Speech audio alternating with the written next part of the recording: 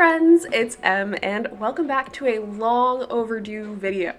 So today we are going to be reviewing my reading for May. You might be asking, well, hey, Em, yeah, it's July. Well, I didn't get around to doing this until July, so that's where we're at. So essentially, June for me was full of so much travel and work travel that everything basically went off the wayside, including reviewing May. So let's talk about it. Let's talk about May, okay? So May, when I think back on May, or at least when I was like living in the moment of being in May, I didn't think I was having a very good reading month. It was full of like 2 stars and 3 stars, very kind of like mid vibes. I did read 26 books in May. I was big into my audio grind, was loving it. We drove to Nashville to go see the Noah Kahan concert, which meant I was reading the entire drive there, the entire drive back, because, yeah, I'm a passenger princess. And I love it. I love reading in cars, honestly, because there's nothing that can distract you, really. Stuck in traffic? Great, more reading time. Sounds fabulous to me. I also read 7 different genres this month. So top was romance, followed by thriller, then fantasy, mystery, and sci-fi, all tied at 3, and then a contemporary and a lit fic. I also read 5 books as buddy reads. A fair amount of them were with my mom, which no regrets. I love buddy reading with my mom. One of those books was Kill for Me, Kill for You. That one I read with Ash. And that book is freaking bananas. If you want a thriller that is just going to keep you on the edge of your seat the entire time, it's that one. I know some people didn't like the ending. I loved the ending. It's a big old twist. And speaking of twists, another buddy read that I did was Things We Do in the Dark, which is by Jennifer Hillier, I think. Oh my god. So good. Like, I did that one on audio. It was perfect because it felt like there was some court procedure, there was some podcast elements, which like all of those I love in a thriller. It makes me just very happy when that's the case. Let's just keeping it in the thriller vein, right? More of the thrillers that I read. Darling Girls by Sally Hepworth totally surprised me. I read The Soulmate by her and I was like kind of about it. This one, oh my god. It was so freaking good. I loved the flashbacks. I loved the psychologist sort of elements in there. Oh, very, very enjoyable. Also, The Midnight Feast by Lucy Foley. I had a similar experience where I read The Paris Apartment and I was like, this is fine, I guess. But The Midnight Feast, it feels very Midsommar, sort of small British town, trying to figure out, first of all, who the bodies are, and then who killed them. It is, like, that's my favorite kind of thing, because you don't know who's actually dead until the end. There were so many red herrings throughout. I really, really enjoyed it. Like, honestly, those 4 thrillers, fabulous. Absolutely fabulous. Okay. I also, this month, really, like, didn't do great in terms of BIPOC authorship or really in terms of LGBT. I hit 50% for LGBT, but like my BIPOC was abysmal. But I mean, it can only go up from here. I'm just trying to very, very quickly improve my stats on that.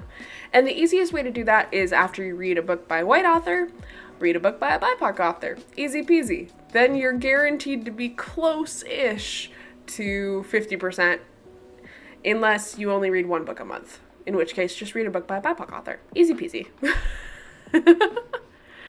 I've been doing a pretty good job of maintaining my NetGalley stats. We're still at 93%. Well, okay, I'll say this. We were at 93% in May. You're gonna have to stay tuned for June and July to sort of see how that goes. All right, now on to the romance books that I was vibing with in May. So we have Savor It by Tara DeWitt, which is a story of like sort of a small town girl and a Michelin-starred chef. It's very cute, very cute. We have The Paradise Problem by Christina Lauren, which just has the most hilarious plot concept that I've ever heard of. Basically, the female protagonist married this guy to get like free or reduced or whatever, to be able to get into the married people housing at a university. And she thought that they got divorced. They didn't get divorced. And his whole family thinks that he's been married for the last 5 years. And also he's a billionaire. So really it's all of that. It was freaking hilarious. I loved it to pieces. There's also This Summer Will Be Different by Carly Fortune. And I will say that I have called her previous book, Meet Me at the Lake, I have referred to Meet Me at the Lake because I didn't like it. I thought it was thoroughly meh. This Summer Will Be Different. It was different. Like, literally just so freaking good. It follows this girl and her best friend's brother over the years, like literal years, as she goes to Prince Edward Island on vacations and to see him, and then weddings and things like that. And it was so good. Like, I never thought that oyster shucking could be sexy, but it was. It was incredibly so. Also, quite possibly my favorite romance that I've read this year was Lost and Lassoed by Lila Sage. It is the third book in like the Done and Dusted series, and it was just exceptional. I read this book when I was waiting for Noah Kahan to come on, and it really got me in this emotional space, which, like, I don't cry during books, but this one got me. I was tearing up. I was like, oh my god, I'm a little misty. It's just so good. Like, they're enemies, but like they become lovers, and it's really hot, and I freaking loved it. I cannot wait to see her in Nashville in August. The only like sad part of it is that I won't have, you know, the book yet, because it doesn't I don't even know when it comes out, but it's okay. She just can't sign it, but I can tell her how much I loved it. So there's that. And finally, in the romance category is Exhibited by Nellie Wilson. It is the sort of comfy, cozy national park ranger meets exhibit designer, just like queer love fest. It's so good. And they fuck on a fire tower, which was pretty like, whoa. But so that's the third book in her museology series, where it like follows these three friends that all work at a museum. And I cannot wait. The way that I cannot wait for Foster's book, because he is absolutely going to hook up with Ryan's sister in Iceland. Oh, I love it. I love it so much. It's very cozy, very comfy. I cannot recommend it more. I loved it so much. Now, in like the sort of fantasy sci-fi sphere, there's only one. And that is Heavenbreaker. And it just like, it's absolutely sci-fi because there are mechs, like mecha suits. And it's all about this sort of jousting, but with a symbiote almost. And then there's so much, literally so much political intrigue, like assassinations and bastard children.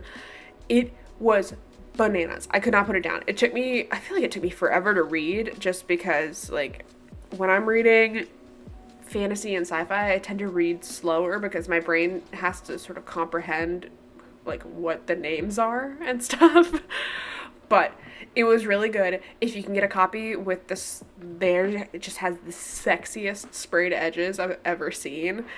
Because on the side of it is the mech. It's just like this beautiful goddess woman, but like made out of steel and gold and stuff.